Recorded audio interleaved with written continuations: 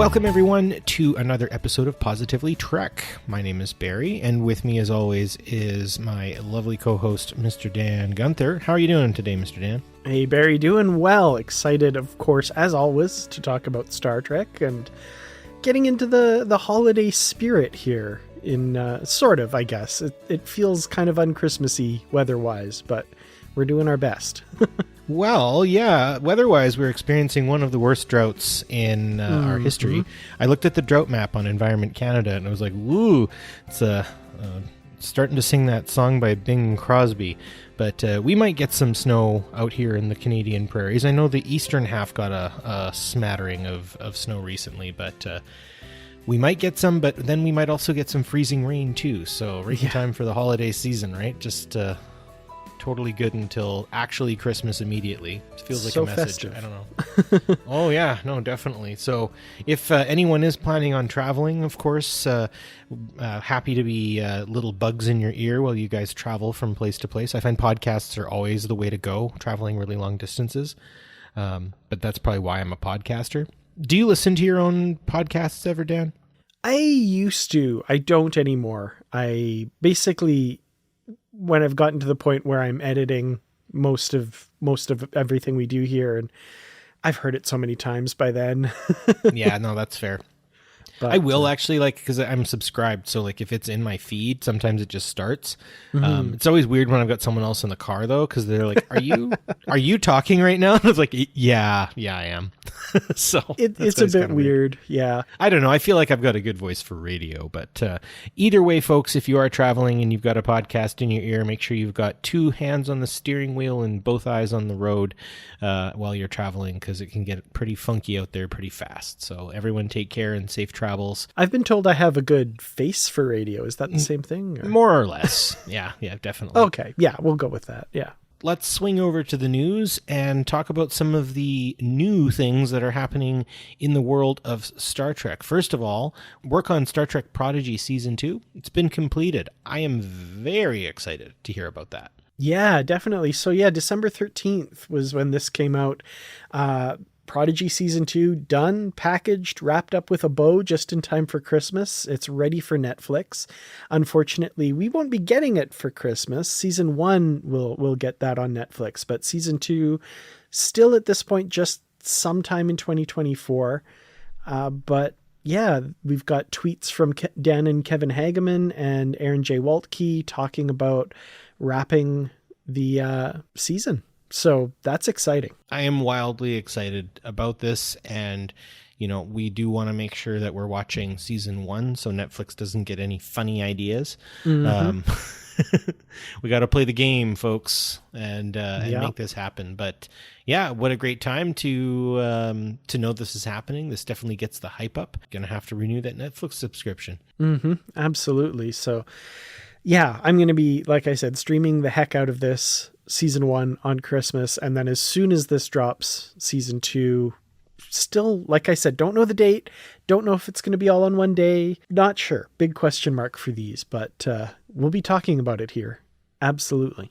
Abso-freaking-lutely. And beyond that, we've also got Star Trek Strange New Worlds is going to be starting principal shooting in the new year. Well, they've actually begun filming, but that's it. Section 31 starts in January.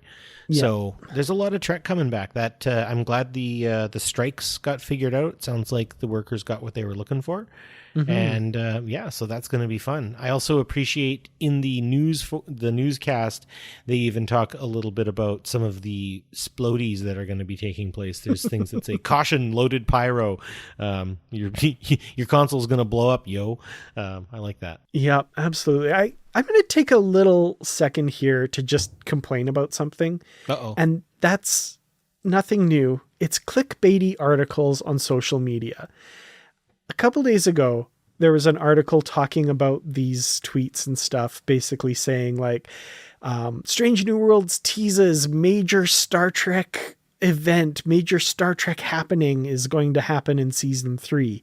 And I'm like, well, I didn't see anything like that. Let me click this. I think might have been Screen Crush or Screen something, one of those. I don't want to besmirch Screen Crush because I actually like them. It's Screen something else. Anyway, the whole article, and of course it's doing that thing where it says, the tweets were sent, blah, blah, blah.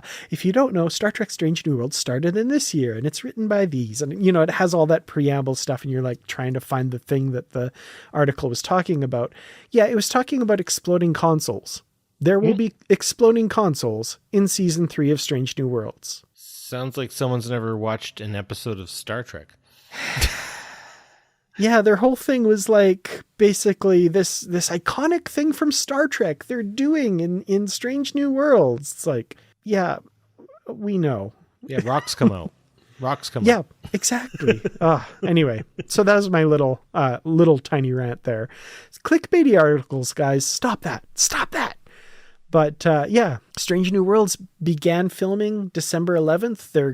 They're filming strong. And then, like you said, Section 31, they're filming starting in January. So very soon.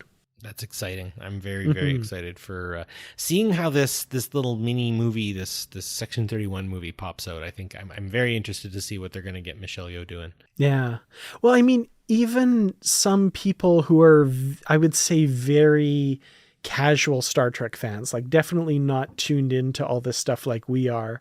I had one of them come up to me the other day and say, they're still doing the Michelle Yeoh thing? She's going to be back in Star Trek and it's going to be a movie? Oh my God. Like really very excited about this. So it's a very good idea. I think, yeah, it has the potential to break through in ways that, Picard season 3 has and Strange New Worlds has into kind of more of the public consciousness because Michelle Yeoh has such a big name. There are people excited that this is happening, not just the diehard Star Trek fans. So this could be very good. So last one, and this is again, maybe not a ton of news, but it's definitely an announcement.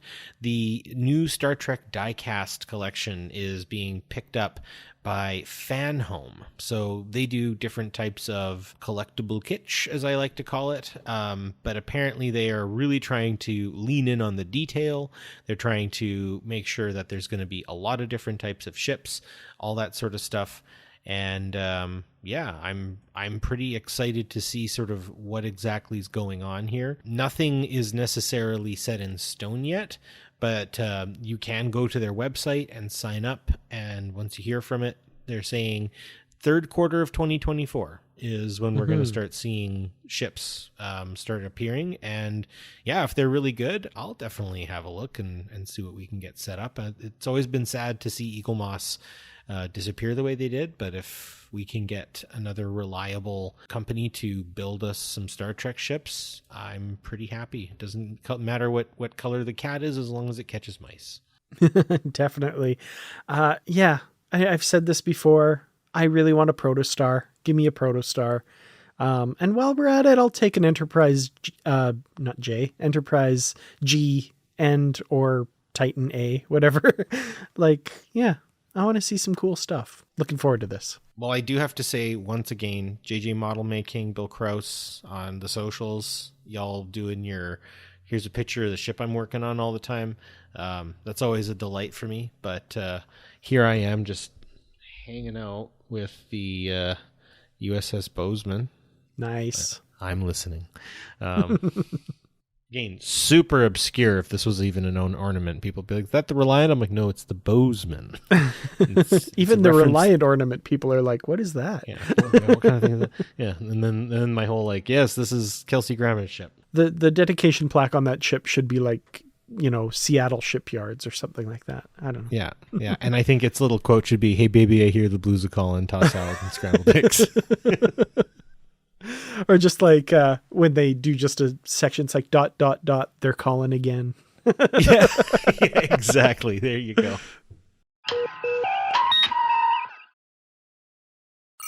Thank you so much for downloading this episode of Positively Trek. We truly do appreciate each and every one of our listeners, and I'd like to especially thank our Patreon supporters. Thank you to our Constitution class supporters, Jim Stoffel, Joyce Marin, and Paul D. Kinnear. If you'd like to become a supporter of Positively Trek and join our crew, please go to patreon.com/positivelytrek. You can get early access to episodes, exclusive content, shoutouts, associate producer credits, ad-free episodes, and more. Again, that's patreon.com/positivelytrek.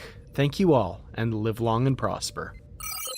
Well, I think this is a wonderful place to get on to our main topic, as we have already sort of moved into the festive discussion of obscure collectibles. So shall we get on to the main discussion? Absolutely. Let's do it. Well, today, we are going to be talking about festive Star Trek ornaments, the interesting and entertaining sort of official kickoff of Star Trek tree ornaments. It was in 1991 with the Hallmark Starship Enterprise, the OG original one, and then obviously has branched to some really interesting and strange places that I often think that people who aren't Star Trek fans would find perhaps a little jarring.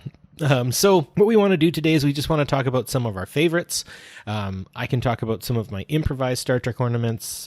Word to the wise, eagle moss looks really cool. Not so much if you wire it to your tree and then a cat gets at it, and then you sort of revisit the destruction of the U.S.S. Reliant. Just the wrong nacelle broke off. It's no good. But anyways, long and short of it, what we want to do today is talk about some of our favorites, and then, of course, y'all should chat about it yourselves. Show some pictures of what you've got on our Positively Trek discussion. It's always lovely to see festively adorned trees. And if you aren't celebrating Christmas, just show us pictures of cool Star Trek stuff you got. Just, it's a festive spirit that we all can get into in that respect. So first things first, Dan, what kind of ornaments do you have on your tree? Are there any notable ones you'd want to bring up right away? Any favorites? Well, I mean, I've got, I'm embarrassed as to how many of the Hallmark Trek ornaments I have. I have been collecting them for quite some time. So I do have quite a few. You've come to the right place. Yes, absolutely. So I do have quite a few of those. My wife, Nikki, of course, not quite so many, but on the other side has a number of Star Wars Hallmark ornaments. So our tree is an interesting mishmash of our fandoms, as well as other more kind of traditional Christmas ornaments thrown in the mix as well. But there have been years where, we had a kind of smaller tree. So, by the time we got the Star Trek and Star Wars stuff up, there's not much room for much else. And frequently at this point, we have to leave a number of them off because there's just so many now. So I have a Trekkie tree usually. Absolutely. That's lovely. So do you ever have armadas of ships that would face one another on the tree in a subtle way? Or I did have one year a pretty cool Reliant and the Refit Enterprise kind of facing each other. That was kind of neat. I thought of going, the whole three-dimensional thinking, right? So I was thinking of having the Enterprise below and ready to come.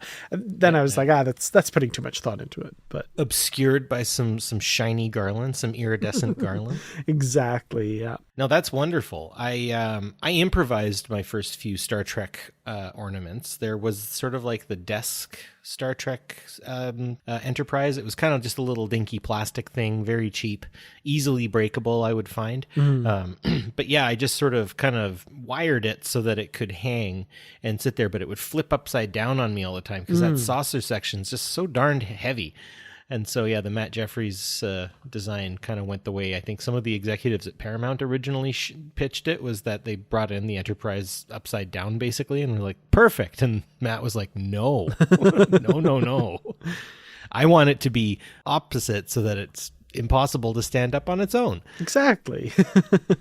If I was to say, personally, one of my absolute favorite Star Trek ornaments would honestly just have to be the different iterations of the Enterprises. And, the D just wonderfully looks on a tree. So to start with the Enterprise, D. Well, I had when the D was opened or when it was brought, but it's not saying anymore. The whole thing. Enterprise D was 1993. Was 93? Yeah. Okay. Thank you. Where are you on right now? Because I had it all queued up here. I can share with you a spreadsheet I made a long time ago. You made okay, hold on. We're recording right now. So, Dan, I've called you here because I found out you had a spreadsheet on the different Hallmark Christmas ornaments. Yep. So I've just shared it with you. This was something that I made years ago when I decided, I want to get all of them, and which ones do I have and which ones do I not have. I still don't have quite a few of them, and I kind of stopped going back trying to fill in the collection, but I'm looking, and it's been a while, so it's only current up to 2018. So I haven't updated it, but yeah, there's all of the Hallmark Star Trek Keepsake Ornaments. That's absolutely wonderful, and I'm happy you have it. Okay, so yeah, I found all the things here. So, and actually, I've got the list that I was looking for too now. Nice. So yeah, the the Starship Enterprise D came out in 1993, and when I think about the D hanging from the tree, and I'm trying not to rhyme, but I continuously am doing this, for me, it really does kind of represent that sort of homey feel. When I was a tiny person watching, what season 1993, what season 4, season 5, something like that. Mm-hmm. So, it's peak Next Generation. For that to have come out at that period of time, hotcakes would be how I would describe its movement from shelf to Christmas tree. And I begged my mom for one of these ornaments, and unfortunately I never ended up getting one. Yeah. Sometimes it just doesn't happen, and for whatever reason it didn't get prioritized. But it was one of the first 3 or 4 models to have come out for the Hallmark keepsakes, just to have that on the tree. And I think I am going to try to see if I can find it. Typically you can still get it for under $30 out there. Mm-hmm. So I don't know. Do you have the D? I do have that one. I remember that was one I think I picked up later in my life. I didn't get it when it first came out, but I do remember, and I've since found this on YouTube, the television commercial advertising it. And it was Patty Yasutake as Alyssa Ogawa ordering this from the Replicator. And the Replicator saying, unfortunately, it can't be replicated. You have to go to your nearest Hallmark store or something like that. And it was an adorable commercial. It was really good.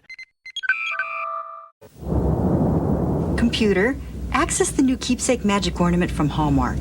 Accessing U.S.S. Enterprise, a collectible ornament accurately representing the Galaxy-class starship. Ornament carries Earth date 1993 and illuminates in a realistic manner. The new Starship Enterprise ornament, please. Replications are copies. Only Hallmark carries authentic keepsake ornament. Suggest solution. Call 1-800-HALLMARK for store nearest you. And so 1993, that would have been Christmas 93 would have been season 7 of TNG, actually. So season 7 was running at the time there. My absolute favorite one actually comes from the year before. So the Enterprise D was the third one to come out. 1991 was the original Enterprise, only released in the U.S., so actually a little harder to get up where we are. Yeah, but expensive too. Yeah, absolutely. I definitely don't have that one in my collection. But the following year, I remember my parents bought me this. It is the oldest one in my collection, 1992's Shuttlecraft Galileo. And it is absolutely the coolest ornament because when you hit the button, it is actually Leonard Nimoy as Spock, and he recorded a special thing for this ornament, and it goes, Shuttlecraft to Enterprise, Shuttlecraft to Enterprise. Spock here. Happy holidays. Live long and prosper. And it is like, that is burned in my brain from how many times I pressed that button to hear that on the Christmas tree. So I still have it too. That is the most wonderful thing in the universe, actually. It really is. Because also, let's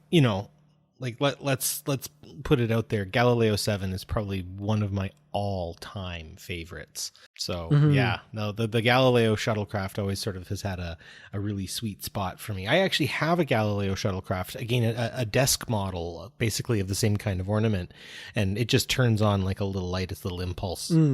Engines in the back light up. And I think the nacelles light up in the back too, just sort of regular kind of color, but to have Leonard Nimoy actually do that's just like him. That would have been him. I bet you that was in his like singing about Bilbo Baggins phase.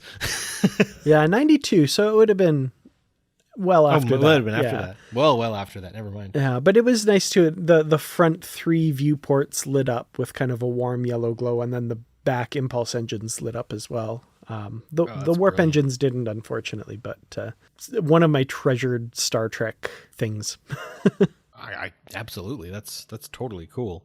So obviously, while they go down their list, they released the Klingon Bird of Prey in 94, which again, totally awesome and badass thing to have on your tree. Mm-hmm. But I'd have gone with the 95 Romulan Warbird myself. I love those. They look so great. The D'Dare decks, and like seeing the one from Lower Decks. I found just to be totally cool and amusing. But in between that, wedged in between, are our 2 captains. Their first debut in Christmas ornament form. Bill Shatner starts it out sitting at the captain's chair with the sort of resting on his fist with his chin kind of thing. And then you've got Jean-Luc Picard in 95 also popping in, coming basically through one of the hallways of the Enterprise D, sort of ostensibly, and he's just sort of standing there. What do you feel about the people version of the ornaments versus the ship version of the ornaments? I have a very, very specific preference. I mean, I enjoy both of them, and the ships are just so, like, they work so well kind of floating there, like they're suspended in space, right? That said, and there's kind of 2 different phases here, because I feel like the early figures and some of the really early stuff is really, really, really good. And we'll come to one that's just absolutely my favorite at one point. The more recent stuff, they're shrunk down a little bit. The likenesses aren't quite as spot on. I'm a little less enamored with those ones. The ships are consistently amazing though. So I would have to give a nod to the ships, but some of the figures are so good too. Yeah, I think it is sort of a time fixed, that one. They got more and more specific, and I think that's honestly though where I will say, like, I definitely prefer the ships. I don't know if I'd ever go myself for like a figurine necessarily. I would definitely go more for the ships themselves. Maybe not the miniatures. In 95 they also came out with just sort of like a set of I forget, I think it's like, I don't know. They look kind of slapdash. Like, I'd say the Micro Machines look way more accurate than these guys do. I mean, if anyone has them, I'm not throwing you any shade or anything like that, but they're just not as creative. But yeah, I typically go with the ship over the figurine any day, unless I got something weird. And I want to talk about the weird things later. There's even a ship I probably wouldn't get. And I think of it more of just for the sake of, like, I would get the joke or I would get the reference, but there's a lot of people I know who would be like, what? Why is that hand there? What's the glowing hand doing there? Anyways. No. So yes, they start toying with these figurines after that, and getting the sound out of the figurines I find is interesting too. The fact that they were able to, in some cases, like you're saying, get the actors to come in and do the voiceovers for I mean, and that goes all the way as far to Enterprise. I remember I got a friend the NX-01, and it had Scott Bakula saying, the Federation or the Starfleet feels that we're ready to do our mission. Take us out, Mr. Merriweather, straight and steady. Now, interestingly, yeah, the Galileo shuttlecraft, I think, is the only one where they recorded something specific for that ornament. All the other ornaments are just clips from various episodes and stuff. But that's just another reason why that shuttlecraft is so iconic in my mind. Well, 100%. And again, like, I wasn't even expecting that. I didn't know that Leonard Nimoy did a special recording for it. That's pretty darn cool. So figure wise, I have to say my absolute favorite, it's kind of a little bit, 10 years after they started the ornaments, 2001, this one came out. And it's Captain Benjamin Sisko. And it's very simple. Like, up to this point, usually they'd been very... well, actually, no. There'd been a few before that didn't have any kind of set pieces around them. This was just Sisko standing kind of proudly with his hands behind his back. And I just love this ornament because of the attention to detail. You turn it around, and in his hands that he has behind his back is his baseball. And I just, for the simple fact of opening that box, pulling him out and seeing that, I fell in love with that one. I can appreciate that. And I do have to say, Avery Brooks was able to command that character with such an understated strength. I do think that's good. And I was gifted actually from a friend, one of those like super hyper realistic like toys of Cisco. Like you can get like each of the captains, and he had a little baseball he came with too, which I just really enjoyed. For figurine set pieces, I do have to say Michael Dorn's Worf was pretty freaking badass. He's in the I'd say the Star Trek Generations outfit, and he's got his batleth ready to go. I think Deep Space Nine I think he's from DS9 in that one. He's got the red uniform, I believe. Oh, he does. Never mind. Yeah, I'm just not seeing that right. So they've got that one, but one that I really, really enjoy is the Catherine Janeway. Came out a little earlier in 98, where she's leaning against like the banister on the bridge sort of, and she's got that kind of relaxed sort of cockeyed look that Kate Mulgrew was really, really good at giving her. Yeah. No, that one again is a really nice sort of model. I think the weird ones I find at this age are the blown glass models, though. Have you heard of the blown? You probably have the ones that are made out of like an actual blown glass. So they've got Worf, and then there's an Enterprise one from 1999, and I just. First of all, like they're hard to find because I think they break very easily. I think so, yeah. Well, I mean, maybe not, right? Like some of them probably would be made pretty fast, but there's a few that wind up being quite rare near this period of time. And I just find that funny because, like, again, it's not unusual to have blown glass ornaments, but blown glass ornaments of your favorite science fiction characters, I always find is kind of amusing. So going into sort of the more obscure world of the Star Trek ornaments, what would you say would be some of the weird ones that maybe like company might find peculiar? What ones pop to mind? I've got a couple that would just sort of probably put the company off a little bit. Yeah, there's a few. As far as dioramas, I think is kind of the one that they started doing in the later years that ends up being some odd choices. One that gets talked about a lot, usually comes up in some sort of article every year, it seems, is 2015's The Needs of the Many. And that, of course, is the death scene of Spock in Star Trek II, The Wrath of Khan. Because, nothing says Christmas more than a half Vulcan dying of radiation poisoning behind a plexiglass wall. Right? Which, it's a lovely piece and it's nice for us Star Trek fans, but it's an odd choice, I do have to say. I like that they do quotes and stuff like that as well for them that would just again be somewhat off-putting, like the man traps. It's killing the captain. Shoot it, Doctor, quickly! And just right in the tree. You're listening to rocking around the Christmas tree, and then someone manages to push that one. I think just off-putting wise, that one's a really weird one because like in the right angle, it almost looks like Kirk's looking to make out with that thing, and like space babes and stuff aside, it does sort of create sort of an awkward image. But I think the biggest one, and this is actually one that I've seen in the wild, is the Devil in the Dark one. Have you seen that one? I have. I don't own that one, actually. And that was one I was going to mention as well as being like, to a Star Trek fan, very poignant scene, very cool. Oh, yeah. Pain. Pain. Somebody visiting would be like, why is this person kneeling next to this blob? What is this? Yeah. Well, it was mentioned by my aunt that it looked like Spock was worshiping some chewed up gum. I'm like, I'll give you that one. Describe a Star Trek episode badly. That's a good one.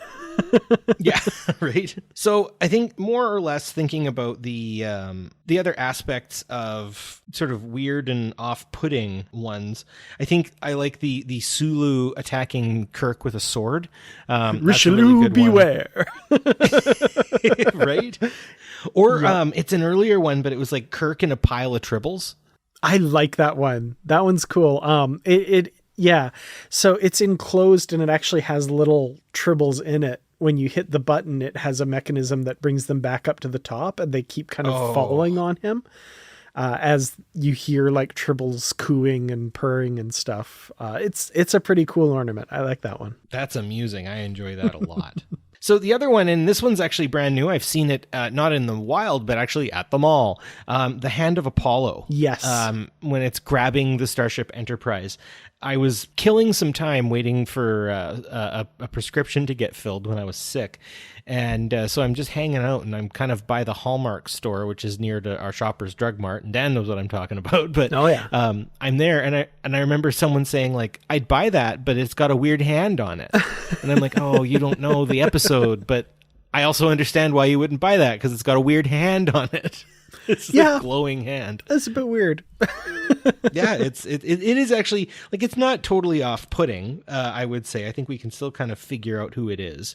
But in all, sometimes I think it's funny, the collectible stuff and how far our lovely franchisers will go to give us something nicely obscure. So the other one I wanted to mention here are the incredible rare ones that I found. And the most expensive one that I think I've managed to find it's a toss-up, actually. Well, no, this one's the most expensive of the Hallmark ones. So apparently in 2011, the U.S.S. Defiant, the old Star Trek one from Tholian Webb that glows in the dark, there was only 700 of them produced, and it sells for approximately $3,800 American. Yep, that was a New York Comic-Con exclusive from that year. So you could only get it by going to the New York Comic-Con. I don't believe they sold it online even. I think that was, 2000. Yeah, you had to be there as far as I know. Wow. Or know totally someone who wild. was. Well, and they did the same thing in San Diego in 2009, earlier as well, with Lieutenant Uhura, where she's in the yellow uniform, and that sells typically somewhere around $1,800. Yeah, as well. I remember I looked into that to get one because I was like, oh, I remember this one, and I looked it up and I was like, oh yeah, nope. Guess I am just never gonna have that one. Well, even the regular ones, even the regular Uhuras, like, will run you mid-hundreds, closing on $150 in a lot of cases. So, yeah, that's unfortunate. So, pitch-wise, have you ever thought about making your very own Star Trek ornament? Would there be one that would just come to mind that you would say, you know what, that would be a really cool scene or a really cool idea or anything along those lines? Well, I mean, at this point, my mind immediately goes to ships, which, I want a protostar. I want a protostar really badly. And I feel like a Hallmark ornament of that would be really cool. And, honestly, like, I could see some dioramas from Lower Decks or Prodigy being kind of fun. I don't know exactly what scene. Maybe just them in the bar, jumping up and down, chanting Lower Decks, or something. That might be actually a pretty cool Hallmark ornament. Prodigy, I'm less certain as to which scene I'd pick, but I'd love to see, like, a Murph or a rock talk on my tree. I think that would be pretty cool. Oh, a rock talk would be really cool. Mm-hmm. So I have a serious pitch and I have a not so serious pitch. One works in my head, but it would be too many choking hazards and too much just confusing bits to it. But the other one actually is a Lower Decks idea. Okay. And it would be all of the Lower Decks guys, like our main four, and they would be in their beds, their little bedding area, and they'd have it would be a diorama. They'd have their little Christmas tree, and it would be kind of them in their beds, sort of sleeping, waiting for Christmas to come, kind kind of thing. Oh, I like I that. think That's really It cool. would be kind of more dimly lit and they're all sleeping or doing whatever, right? Like Tendi might be doing something and, I don't know. I don't have much to think about it, but I've often thought that would be sort of a nice little heartwarming kind of Lower Decksy thing. Because I think despite its more kind of devil-may-care comical Rick and Morty style exterior, it's actually got a lot of heart. Oh, absolutely. And seeing them all very comfortable together, I think would be pretty important to go and see ultimately. Mm-hmm. So the other one I can't say would ever really work, but we've been talking about like complicated dioramas that are, kind of impenetrable to the person who isn't used to Star Trek or understands it. And I think 2009 Star Trek is a woefully underutilized Christmas ornament run that Hallmark could do. The 2009 has some really cool scenes, some really cool ships, and whatnot. And so I think the Romulan space drill would be hanging from the Narada, right? So you got that. Okay. So there's the first bit of the scene in my little Hallmark Christmas ornament. And then you'd have a bunch of dead Romulans in either spot. And then you would have a Sulu and a Kirk that could fall off of it. But their little figurines would be attached by a little wire and they'd be magnetized because they got to click together, right? And then the whole thing, as it goes down, you hear like, pull my chute. And then like, we're falling without a chute. And then zip, it would stop. And then, gotcha, yeah, Mayor. And then the whole thing would just retract itself and it would start over again. But I feel there's a lot of pulleys, a lot of wheels, magnets, choking hazards. I feel like for this to be perfect, it would need to run the length of the tree, the height of the tree. Like the drill would have to be near the top. All of this action would be taking place like practically down to the skirt. And then, yeah. And actually you could even have like a little bonus one where Chekhov just goes, Olsen is gone, sir. Poor Olsen. Oh no. Yeah, I love that. Kirk, Spock, Lieutenant Olsen. I'm like, oh, he gonna die. That's the end of him. Oh, that's not a lump of coal. That's Olsen. Ooh, ouch. From the 2009 movie, I actually, the Kelvin ornament that they made for that is one of my favorites. I really like that one. My wife, Nikki, says it's weird looking. She doesn't like it, but I don't have a problem with the look of the Kelvin, to be honest. Oh yeah, no, I like it. The only other one other than the Franklin I have when Beyond came out, is they have in 2015, the meeting between the Spocks at the end of the movie. And I actually really like that ornament. Because I think Leonard Nimoy gets one of the best lines in that movie, which is, since my customary farewell would be oddly self-serving, let me simply say good luck or something like that. Yes. Well, actually, line. I think he gets two good lines in that, actually, because the other one is, I am not our father. Yes. Why didn't you? Sorry, now I'm going to just quote that whole scene. So that's my absolutely completely bonkers idea for a starship ornament. Now, obviously, Hallmark also came out with a full-on Enterprise tree topper, but I feel like everybody in the family is going to have to love Star Trek if you're going to be putting that thing in, or else coercion has taken place. You did not get that ethically. I'm allowed to have it on the tree every other year. Oh, really? That's a good compromise. Yes. I appreciate that. I truly appreciate that. Yeah. I have just looking at this list as well. The list that I made a few years ago is only current up to 2018. I never did update it, but I actually got these exclusive ornaments that year at the Star Trek Las Vegas convention, because I went there in 2018, and they put out an exclusive Lieutenant Maress and Lieutenant Eric's from the animated series, a pair of ornaments. And I'm so happy to have those in my collection because, they're kind of exclusive. They're pretty cool and definitely a conversation piece for when people who maybe know a little bit about Star Trek, but not all of it, when they see that, wait, who are these two? What's this about? And that's kind of fun. Ah, that's lovely.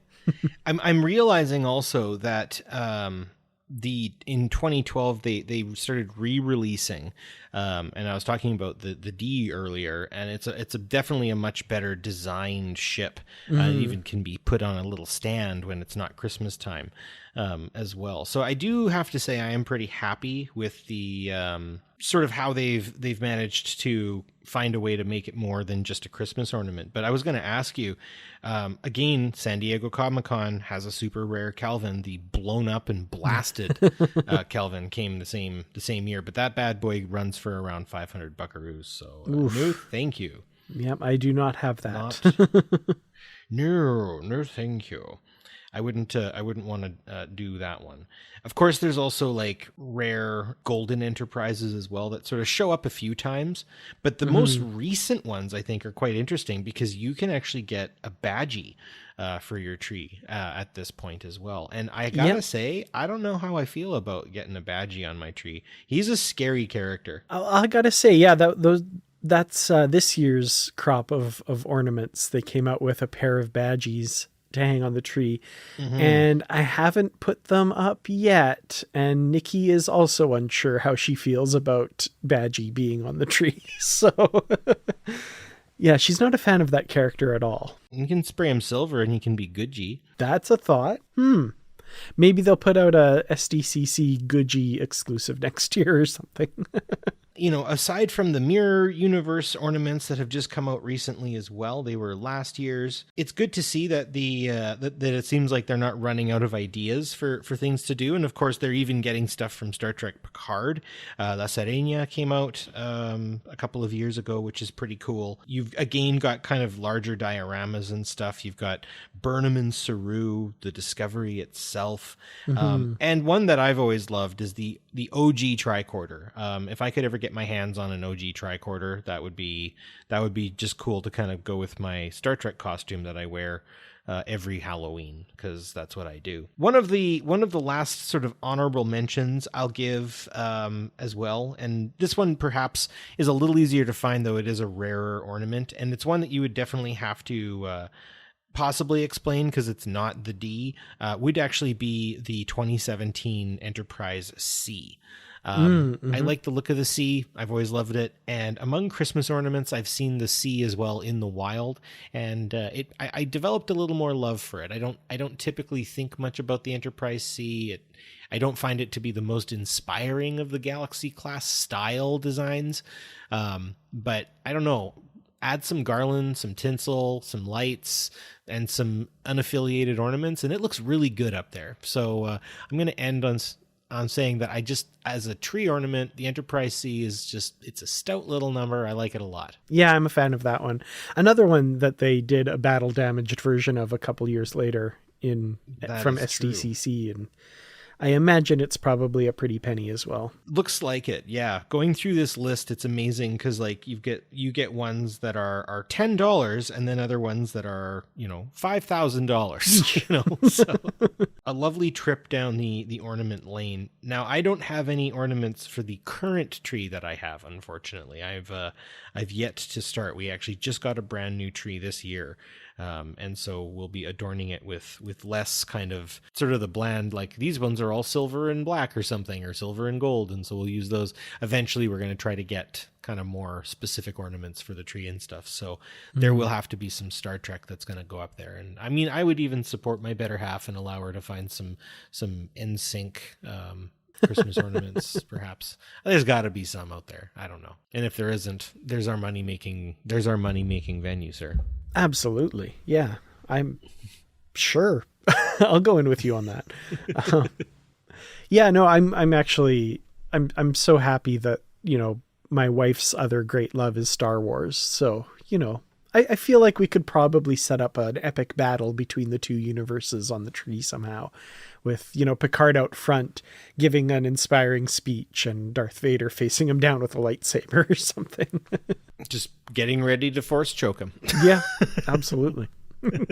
Well, a bit of a shorter episode, but we are coming up on the Christmas holidays, so there is quite a bit happening here, there, and everywhere. But like we said at the start, it's always important that we're safe in our travels and make sure that you have a lovely and restful season. And make sure that you're watching some Star Trek. See if you can get some people watching a few episodes. I'm definitely going to binge out on a couple of favorites and probably subject the family to this, that, and the other as well. Do you have any Star Trek Christmas watching that you get done while you're on holidays at all, Mr. Dan, or do you? Or are there anything traditional that you have? Nothing really traditional, just kind of the usual Star Trek watching that I do from time to time. However, I would be remiss if I didn't mention season 1 of Star Trek Prodigy dropping Christmas Day on Netflix.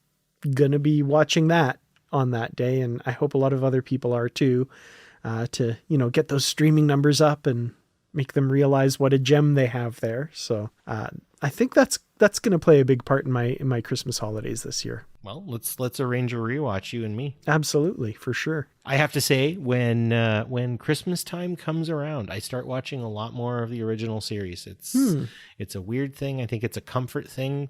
It's around this time that my grandpa would have introduced me to the first episode of Star Trek I ever watched, which was Balance of Terror. Oh, nice. So, yeah, where he just was like, this is what it was like, the submarines, I think, because he wasn't in submarines, but he's like, this is naval combat. Well, I mean, they didn't shy away as much from some of the more traditional stuff in TOS. We had apparently Kirk up to some shenanigans at the science lab Christmas party on the Enterprise at one point.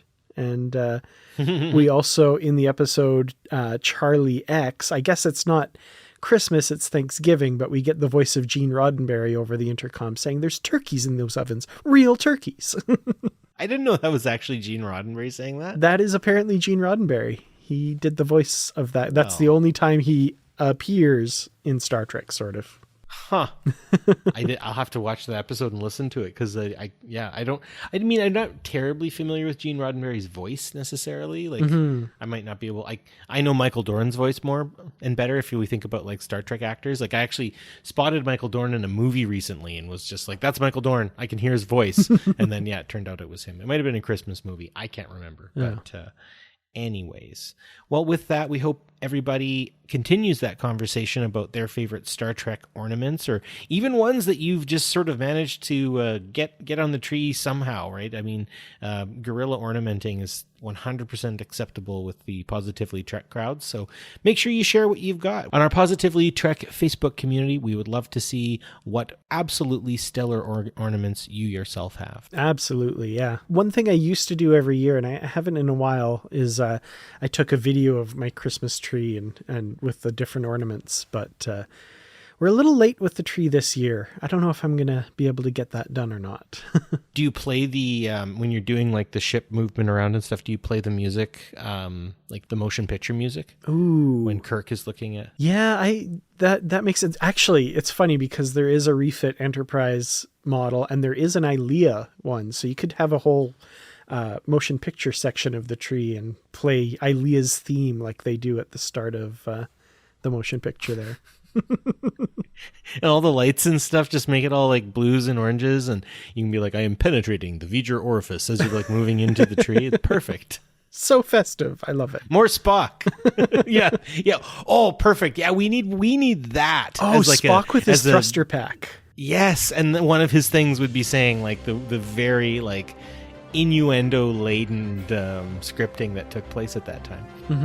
All right, we're getting way off topic, but that's the best part about conversations during the Christmas holidays is you've got the time and you've got the cheer and the company to be able to do that. So wherever you are, whatever you celebrate and wherever you may be, we hope you have a wonderful holiday season, and as we always say, stay positive.